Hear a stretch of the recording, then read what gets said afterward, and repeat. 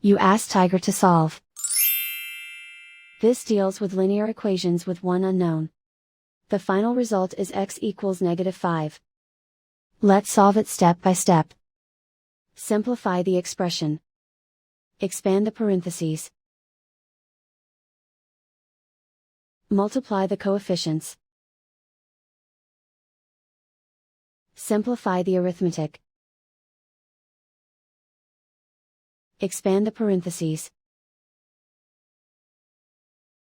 Simplify the arithmetic. Group all constants on the right side of the equation. Add 27 to both sides. Simplify the arithmetic.